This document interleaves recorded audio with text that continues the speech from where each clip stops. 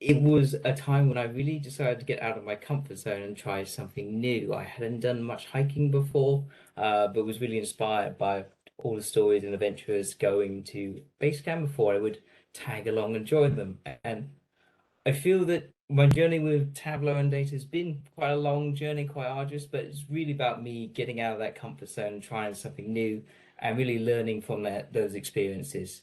So today I'll be talking to you about how I managed to move into a data-orientated role, how I was starting getting good with Tableau, and then growing with the community as well.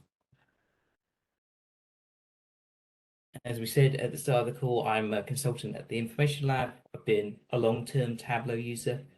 I'm a bit more of a coder, do a lot of SQL, R, and Python. But really, I see this journey of two halves. So there's one part of me moving into the data space, and then really, I had found myself in 2019 thinking how I can get better with data visualization because I wanted to make more of an impact in my day-to-day job. I was finding that my work wasn't have the it wasn't going as far as I wanted with my stakeholders and really wanted to improve on that area. So really thought if I doubled down, try and get really good at Tableau, that would work. Lo and behold, then led to me winning Iron Viz earlier this year in Vegas. But 10 years ago, I said I wasn't in the data space. I was a stockbroker. You see a picture on the left here. This is me at the Christmas party. I am in the middle. This character here, very smartly dressed. I don't dress like this anymore. But it was all an Excel job. And when I was putting together this talk, I found that stockbroking and what we do in data visualization kind of feel like the same thing. So I came to this idea with stockbroking, we're trying to use data to try and assess a stock, trying to say, should we buy it? Should we sell it? Should we, move our money out of it? So I wanted to pose the question, could you be a stockbroker? So I have a couple of examples from my time in the brokerage that I wanted to share with you, see how you do, and maybe you could be a stockbroker too. So first example, you have two different stocks. So these are tech innovators from 2013. They're both in the US. They're both, you can see here that stock A is a very hype stock. You can see the share price here has dramatically increased recently, very hyped in the market, but it's an early stage of what the product it is and really it lacks the infrastructure to make it truly successful. But you have also the option of buying stock B, which well-established tech company. You would know this name if I told you it. Holds a good market share, really good products, but what are they going to do next is a real big question. Where's the growth going to come from? So I'll give you a couple of seconds to decide which stock you want to pick, where you're going to put hypothetically $100. Okay, so hopefully you've all picked stock A or B, or maybe just kept the cash to one side. For those of you that picked stock A, you are correct. You have picked Tesla. It is a risky bet, but it paid off. You have gone from $100 to nearly $3,000. Hooray. For those of you who picked stock B, you didn't do so badly. I mean, you picked Apple, which is a good bet, good safe bet, and you've got around $850, so not so bad. But you can really see the difference in the risk involved here. One over this longer time scale, how even as we saw with the previous chart, Tesla's really still ramped up recently. It's only come really good now. I have one more for you. So you're buying a wedding present for a family member. Do you do the typical thing that we would do?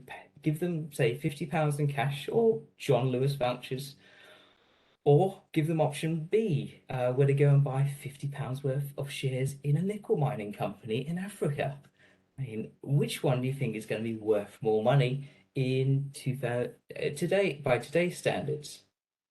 So you have cash or you have some shares in a nickel mining company. Which do you pick? So those of you that went for cash, you were correct. You have picked the safer bet that turned out to be the right choice in this case. So cash money will erode slightly by inflation, going down to £44. But for those of you that went for the nickel mining company, the company ceased trading and dissolved, and the shares are worthless. So you've bought a novelty gift that didn't pay off, but oh well. And largely this is around risks. And I just want to suggest if this is giving you any sort of inspiration around stockbroking, I can't say it without saying these sort of tips that please do your own research, don't invest where you can't afford to lose, and really balance this risk versus time because we've been using 9 years here. Uh, and risk is really a poor part of what my job was at a stock brokerage. So I was looking after client investments and helping them put those investments in terms of what we would assign for them in terms of risk. So we did this in Excel. We built together a tool which had on one side had a list of all our clients' investments, what they currently had, and then looked up that person's risk profile to say what they should have.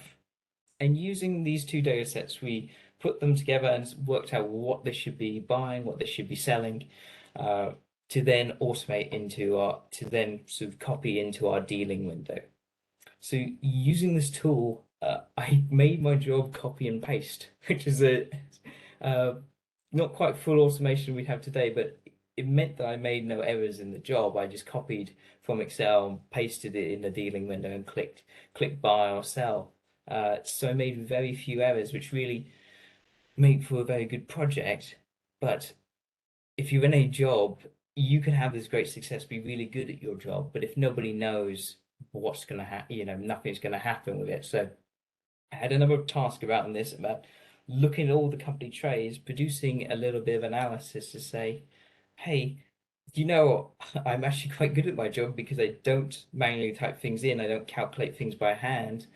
I'm not gonna press sell instead of buy, so I don't make many errors. So I had to go and prove this to my job, sort of vying for a bit more of a promotion at work. The promotion didn't pay off, but from getting a bit into sort of data and solving these problems, I had a few different projects that I could share. So I had the investments, I had the analysis I put together, and I had a general interest in data visualization, solving problems. So this enabled me to move into a more data orientated role. And this was at a company called Cerulli Associates. So this was a market research firm. They produce research firms and sell it to financial companies. And there I was suddenly brought into a new set of tools. So I was using Tableau, using SQL, and using R. And with these new tools came bigger and better projects. So I was using Tableau to build data visualizations interactively. I was getting rid of Excel and using SQL to do a lot more of my data transformation. And with R, I was able to bring in new data sets as well to the business, which really helped them out. And then, so going down that path of more projects, more data, really helps me in terms of elevating my career in the data space. But fast forward to 2019, and I'm here thinking, what, I'm looking on Tableau public. These are some visualizations from the time. Amazing stuff, still stuff that I look back and think, how did you do this? Really good, even today, with all the new functionality we've added. And then I reflect on my work and I think, whoa, why does mine look like that? I've been using Tableau for 5 years now, and mine looks nothing like this. How and I then reflect a bit more and think, how could I make mine look like theirs as well? So I started getting involved in the community and community projects. So we started off on this journey of just trying to get better with Tableau. Just start and just try and get towards a place where I'm better with the tool. So I started with Makeover Monday. It's a Tableau community project around simple data sets that focus on best practices, and you can see a lot of the different data sets we were working with. So we had the Trump data set, we had rhinos, we had squirrels, we had CO2, we had fast food restaurants, all kinds of stuff that were thrown at us and really got me thinking a bit more about how I present the data. But the real benefit was seeing what everybody else did in that challenge. So it's identifying that, oh, this person's done this and that visualization, I really like it. That I could then go and use that in my next project or that chart idea for my next piece of work to really help me elevate my learning and development that way. I looked around, I looked at the certification. I knew I didn't utilize all of Tableau. For example, I rarely use maps at work. So what I could think of, oh, look at that syllabus. What am I missing? Try and complete that exam. And the nice thing was because you have the community, you have all these data sets available, you could use data from these projects to help you learn a bit more. So I was using that Makeover Monday to help me learn a bit more on the mapping side as well. I then had my first big project, which was really a solution to a problem. So this was around the time of IMVIS 2020. Uh, I was seeing all these entries come through on Twitter. They're amazing pieces of work, but you know how things are on Twitter. You'll have very popular things get floated to the top, some things get missed. You get a lot of other stuff come through there at the same time. If you just wanted to see all the visualizations in one place, it's very challenging.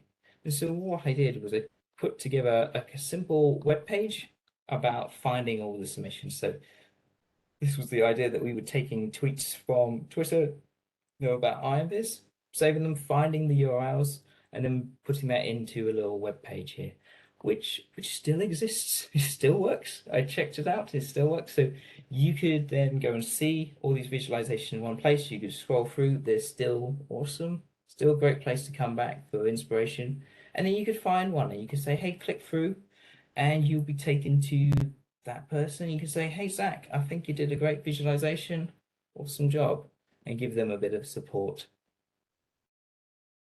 I then use that same data set to make a visualization. So I collected all these tweets. I could then tell you when that viz was submitted on Twitter. And so you could build up this timeline that was showing how many entries were entered over time. You could see that most of them were within the last week. A few of them cheekily after the deadline. Maybe they didn't want anyone to steal their secrets, see their idea. But this became my first Viz of the Day, which is Tableau's like little award they give out. They share one visualization that sparks a bit of a conversation. So this really motivates me to do more, go a bit further with the community. So I reflected back a little bit. I was trying out different things. I was looking, just reflecting on what I was enjoying, what was, happy and proud of what I did, but really thinking about where I could make a bit more progress. And I really enjoyed these community projects and thought, well, can I take on more bigger, badder, better challenges out there? And the beautiful thing about this community is you have so many different projects you can get started with. So all things from sports to diversity, education, all kinds of stuff. And I just went for any and everything just to sort of get stuck in really. From these projects that I worked on, I have 5 different themes that I wanted to share that hopefully will spark a bit of an idea for your next project. First off, one of the themes I found was sharing data that I'm interested in. So at my running club, we had a race called a beer mile. So this race involves running around a track and drinking. And I can share with you this visualization because give you an actual description of what it's like. So on a beer mile, for some reason the times have gone here. We can actually watch one quickly. So it's a bit of a mad event. We can see the competitors starting here with the beers. They start drinking on a running track. They have a little bit of a walk, and then they have to now run a lap of this track at full pace. When I went and found the data of these athletes, it's incredibly fast how they go combined with drinking this much alcohol. So what I wanted to do was take this data about these performances and really try and showcase this with the community, try and change a bit of the ideas of what running was about. And when I looked at the times, they are incredible. The time, I don't know why the axis isn't working here, but you can see the record holder was around 4 minutes 30, which is incredible. So it's a 50 seconds slower than not drinking beer and just doing a normal mile, which blows my mind really, in terms of what they're able to do. Uh, for the ladies in the audience, the fastest female was around 6 minutes 10, which is still incredible for either the mile or the drinking. Uh, I will disclose to you my time was around 11 minutes. So I don't think I'll be making it into this group anytime soon, but I can certainly respect a lot of these athletes for the work they've done. Next up, I started answering different questions with data. So this came about around last year when I was watching Tour de France. It's a cycling race. They always talk about it being a very grueling, very tough event. You can see this here. So like in the past, it was very simple races, very like simple kit. Uh, but nowadays it's much more organized. But you also have a lot more fans, a lot more publicity. And if any of you remember last year's tour, you will know, or what this participant did, this spectator did was stand out with their sign and not cause a huge crash during the race, which put a lot of the competitors out of action for that race. So I wanted to understand which Tour de France was the toughest, given how grueling it is. So I built this visualization just to explore different factors around this question. So we had this idea of 5 factors of toughness. Could you talk about people who abandoned the race? How far were they going? How fast? How competitive the race was? So if there's like one clear leader, they don't have much competition, it's going to be an easier race for them. So you use these different factors to try and express how tough the tours were. And through that, I discovered this tour here in 1919. So this is where only 10 people finished the race. This is completely unheard of nowadays that 85% of riders would not finish the race.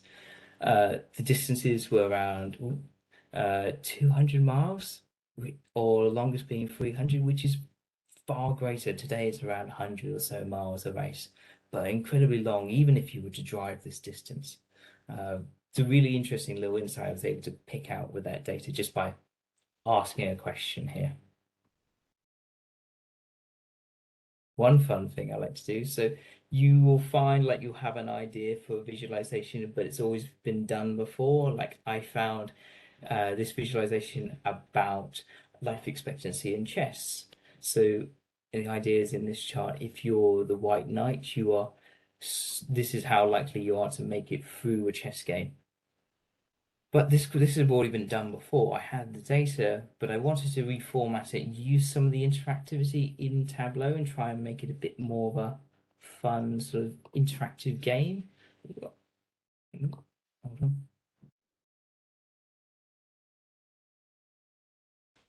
So this idea of putting you in a position that you are one of these chess pieces and you're being enlisted to help in one of these in the match itself. So we'll refresh.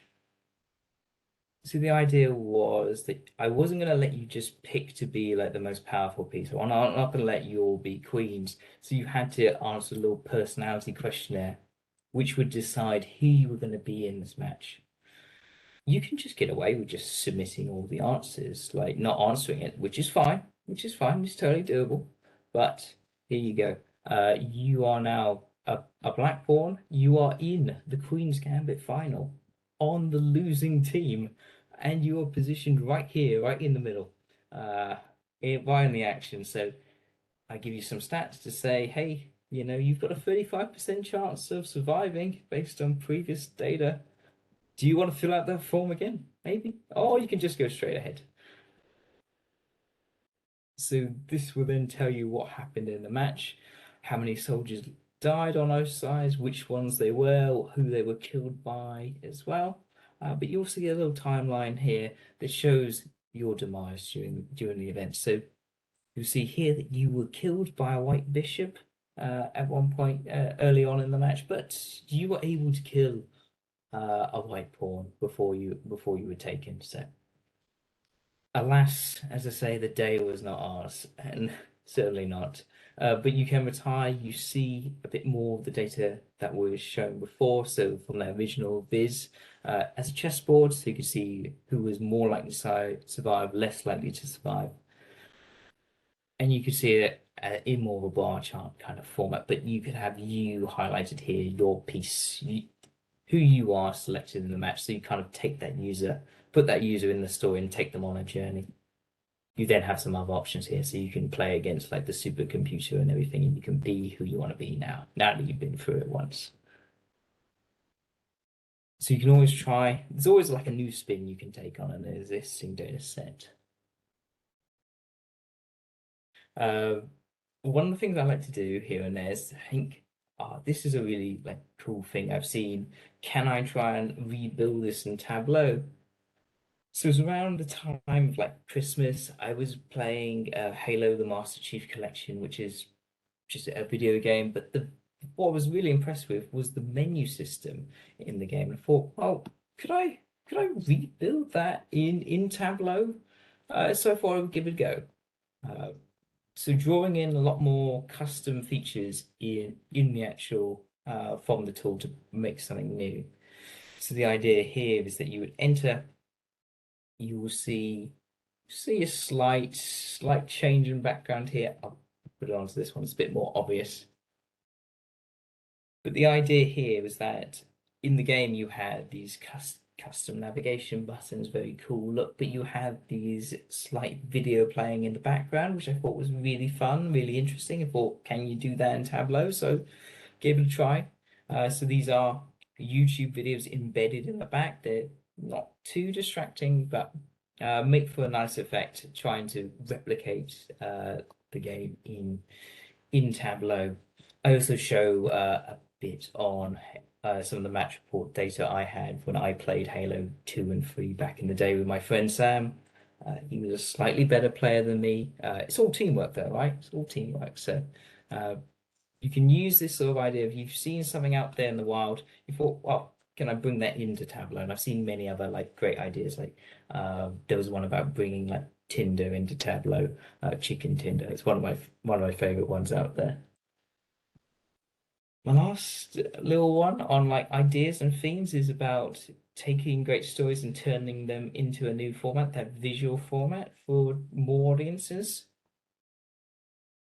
So with these visualizations, this story only existed as a like a web article or Wikipedia page, but it's a really interesting story and it really staggers you as to how far we've come in terms of sports and understanding of like the human body.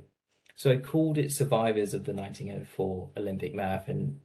Well said, because they did, most of them did survive, like survive. It was an interesting time. So not many people finished the race.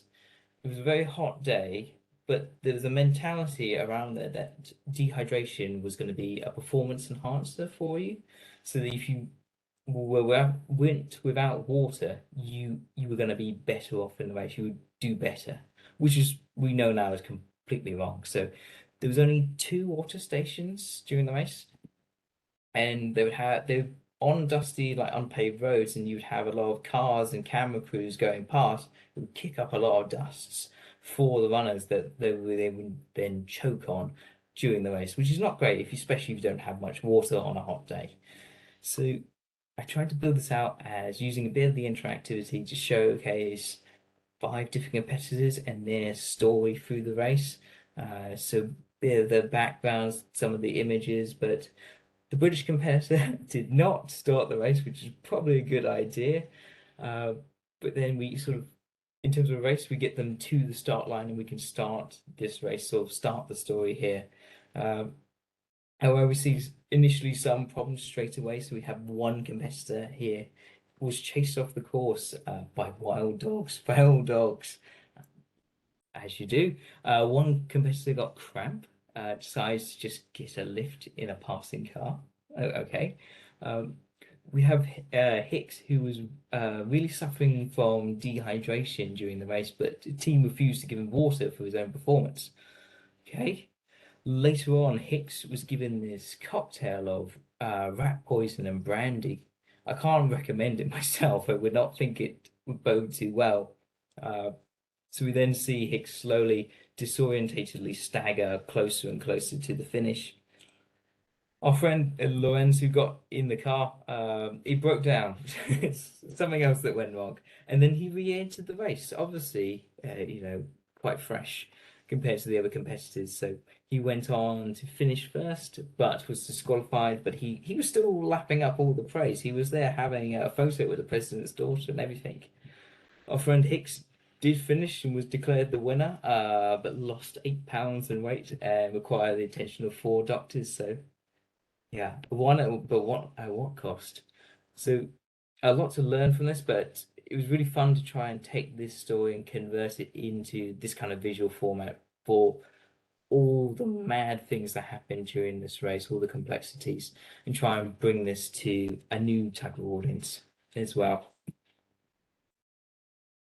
So in this sum up on these sort of themes, it's all about for me was sharing your interest, trying to answer those questions that you have around data and put them in that visual format. Think about what you could recreate in Tableau. There's plenty of things out there that you could change and add into Tableau, a new format. Maybe what you everything's been done before, but maybe you could give a new spin, new twist on things, or even turning these articles, these stories into a visualization of some form to try and tell that story. It's quite a challenge, but really rewarding when you get there. So I've gone down this path of me trying to get better with Tableau. I've been following these different ideas, these mad ideas I have here and there, and not all of them were successful. Okay, I'm not going to lie about that. But I always learned something from going down these different paths, trying out new things. And then at this point, I've gone so far. How can I start helping others with their journeys as well? So it brought me into this concept of more sort of learning and sharing, learning different parts. So one thing I had learnt was I had a book on the principles of design. I've actually still got it here today. I'm not sponsored by them or anything. Other design books are available, but I found this book really helpful in terms of understanding types of design. And then I thought, well, how can I pass this knowledge on? So I started the principles of design in data viz. So taking some of the ideas from the book and applying them to data visualizations. So I have some examples here on the screen. I have one I can show you. So you would learn different things. So one of them was about the golden ratio, which is it was something that I had never heard of at the time, but it's this idea of how if you're going to divide up a line into two sections, where you should put this line, what's the most appealing to the eye ratio out there. Something I never heard of before. But then I thought, well, this makes perfect sense for dashboard layouts. If this is a really appealing thing on the eye, I want that for my dashboard, surely. So I could think about, hey, you could turn this into horizontal or vertical layouts, or perhaps multiple layouts. So I then talk about different sizes for dashboards, talk about different content suggestions. So yeah, if you've got a side panel here, maybe you want to put some instructions in, some filters, KPIs, little bands, little tools to help the audience. And then in your main section, have your main big visualization piece, talking about all more complicated charts and things. I'll give you a little example of visualization I put together using the golden ratio. So this was the visit of the day dashboard. So it tells you all of the visit of the days when they were released, how many favorites, how many views they got as well, whether they were inspired by someone or not. So you can see here I'm using title, using introduction, bands, the little bit more description, some filters, as well as some search items and the legends over here. And then having the space all for that main talking point, that eye-catching visualization there. And there are more in here about vertical layouts, multiple layouts, what you can do there, and then links to the other data sources as well, other tutorials I put together on that. On the subject of learning and sharing, I did put together some work about Tableau Public's API.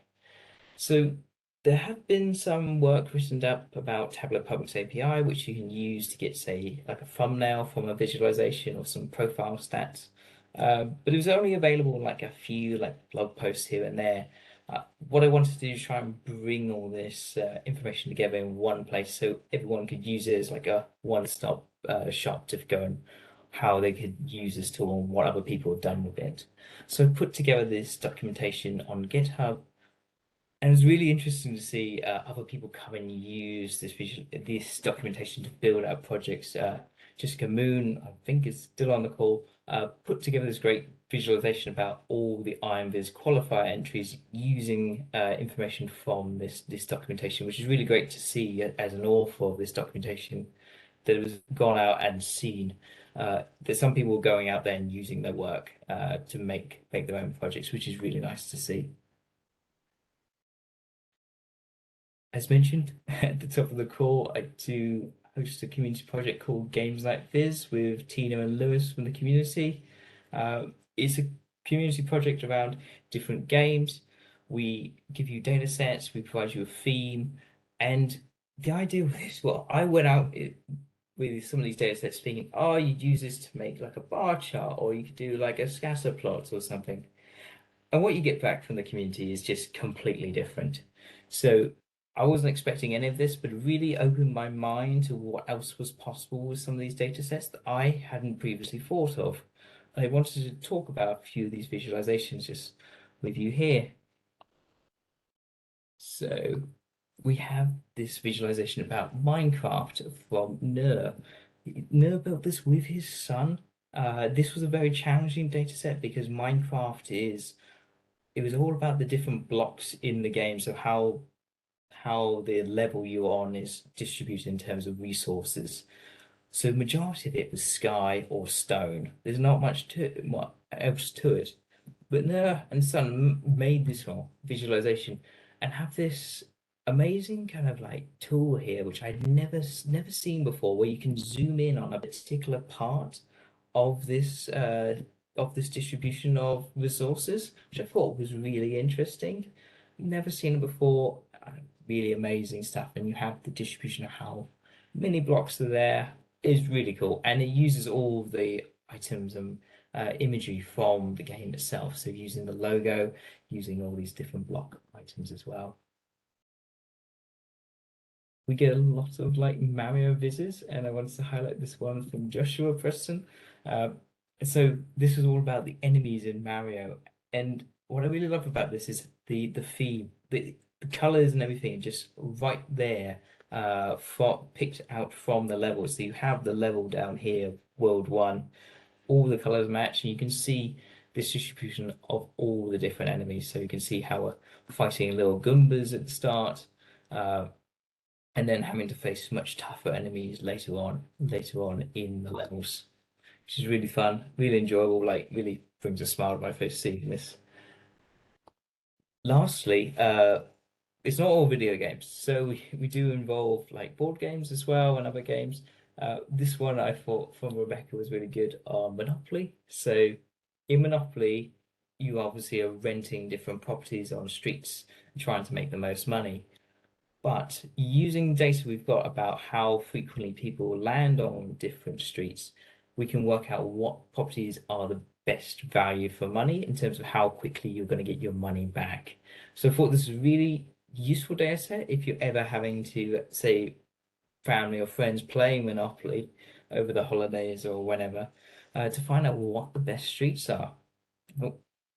So here we can actually see that the light blue properties are the best value for money. You can click in here, and you'll get this very Monopoly-esque little distribution come back through of the data. I always thought the orange ones were good. They kind of make sense. So people would go to jail. They would then be right in front of that street, ready to land on it. So definitely pick the orange ones. Uh, Purple ones also a good choice. Green ones not so good, quite expensive. Red and yellow not great either. So you have some new knowledge that you can go and take and win your next game of Monopoly, no problem. So this is summing up largely what I feel like is about Tableau communities, about this blog post and inspiration, tutorials, guides, and just supporting community projects. And all this kind of sharing just really helps us all grow together. and all be better analysts in the future. And lastly, I just want to leave you with this idea of like sometimes with visualization and data viz, you just need an idea. So these are the drawings from a game called Drawful 2. My family member made these, and you're probably wondering, like me, what are they supposed to be? And I use this as a question I pose to the community to collect different data about their responses. So I use this data to then recreate the game of Drawful in Tableau. So I'm recreating that thing in Tableau. I'm letting you, the audience member, pick your way through these options. So you pick your options and then you become part of the data set.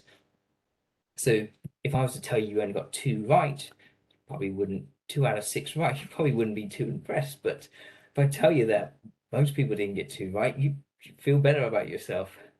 And similarly, you can say that, hey, you didn't get this one right, but 40% of people agree with you. So are you wrong? I'm not sure.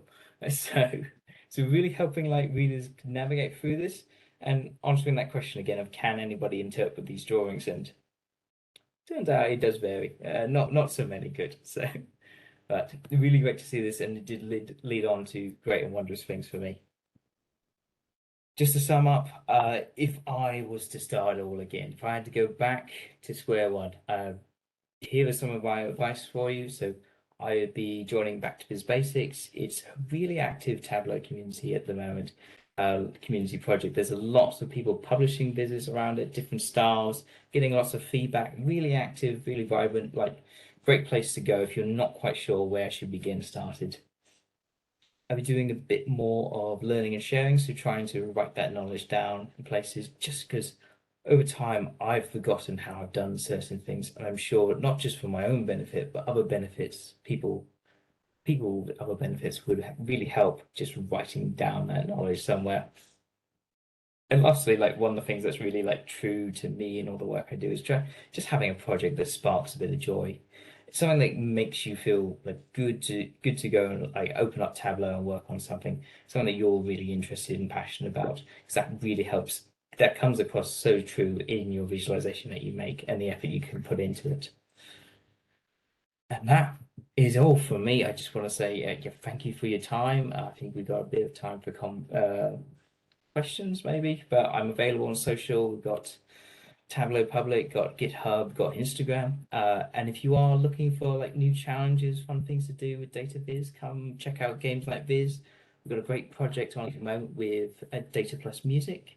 So exploring games and music. So if you can think back to games like Guitar Hero or Just Dance, or you've even got the radio stations from the GTA games. So really fun data sets, different kind of thing that you haven't yet seen. So do check us out for that. And thank you. Hey, Phil, thanks a lot for sharing your inspiration with all of us. I think when you are telling us storytelling, it's so easy, right? I think that is something we all can inspire to go ahead and do that. So there are a couple of questions for you, Will. First question is coming from Andy. He's talking about you have gone ahead and shown these super artistic types of visits today. Do you sketch out on paper, mock up in Figma like app? What is your process to go ahead? And before you create something in Tableau, how do you go ahead and inspire yourself for creating something like that?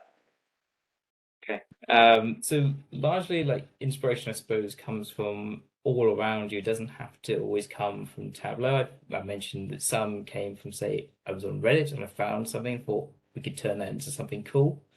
Other times it will just be from inspiration I have around. So just from say watching things, the things I interact with. So like say that Tour de France viz came from me watching Tour de France, picking that. How tough is this race compared to others? So anywhere and everywhere, and more often outside of data visualization come these ideas of like questions to answer or things to do. In terms of planning visualizations, I always find there's a bit of a back and forth between the data set, like a vision I've got that I can have down on paper, and then when you actually get that data set into Tableau and see what it looks like, think, can I do this? And there's a bit of back and forth there. So I find the pen and paper helps quite well in that sense. Yeah, I'm a pen and paper person, not so much Figma. Figma I'll use for making icons and everything, but pen and papers for me.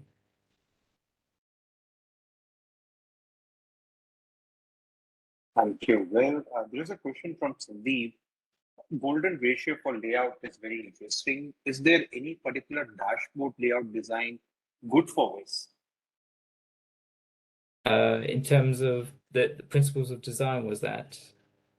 I think it's in principle of design. Yeah, yeah. I think, well, largely it always sort of depends on your data. I don't think everything, like there'll always be one like layout fits all, but I found that that is a good place to start if you're dividing up content, but ultimately it does depend on the audience, whether how you want them to react to this work. Often I find that audiences sometimes they just want to see something a bit different. Sometimes it's a bit new to like really wake up and respect the work sometimes. So if you've been using different techniques, sometimes it helps. It helps to try something new. But yeah, I feel like that template does help getting started. If you haven't got a place to go from, that's a good way to start. Thank you. Whereas if someone has any question and you want to go ahead and talk to Will, happy to unmute you and take that question also. Will, I have one question for you. How do you keep yourself motivated in terms of building a visualization, right? Because building a visualization takes time. Do you go ahead and seek feedback from your colleagues, friends? How's the process right now? So you might be able to see this little wall of post-it notes. So this is the process. So over here is where I sort of stick quite a lot of ideas that I have, whether I can do them or not at the time. I know a lot of people use like notepads and books and stuff to jot things down, but for me, yeah, it's having that thing that sparks a bit of joy. So I have ideas that are still there's one I have that I'm working on at the moment that is still very funny to me, still like really I want to share with the community because it's very much something I think is going to be a great piece of work. Uh, so that really brings me back to motivate me to come back and keep revisiting that piece of work. That's the main draw of it. Or sometimes when I was working on Make of the Monday visualizations, they weren't always the data set I would want to work on, or it was a very difficult topic for me. So I did set aside some time during the week to say, hey, you're just going to do this, be quite disciplined about this. You're going to do like an hour here, and whatever you get done at the end of that, that'll be that. And you have learned from it, you'll produce something and on to the next one. So it does depend how you're feeling about this, how much time and effort you want to put in. So sometimes it is a bit on discipline, other times it's just the want or the joy of putting this work out there for everyone to see. Awesome. Any last thoughts or advice for someone who is participating for INVIS next year? Oh, I have this. Obviously, I think we spoke just before we started the call. I don't think I have the greatest advice of because I always try and do things that I enjoy, regardless of the topic. I try and pick something that I really want to do or want to invest the time in because it's a long project. You have about a month, but it does eat up a lot of time. So you've got to be able to put some time away for it, but also pick something that you want to say work on for 2 or 3 weeks as well. So, but in my mind, that entering that competition is all about producing a really good piece of work for you at that time. So, whatever happens in the competition, you know that you have a really good piece of work for your portfolio that you can take to say any like job interview or anything else thereafter, or you could show off afterwards, and you'd be really happy and really proud of that piece of work. I think that's more the case than trying to chase getting in the final or the competition or the prizes or anything. So. Perfect. With that, thanks a lot, Will, for coming on VizConnect and sharing your art of data visualization and storytelling. Thank you so much. With that, thanks a lot, everyone, for joining this session today. Take care, be safe, and we'll see you next time. Thank you.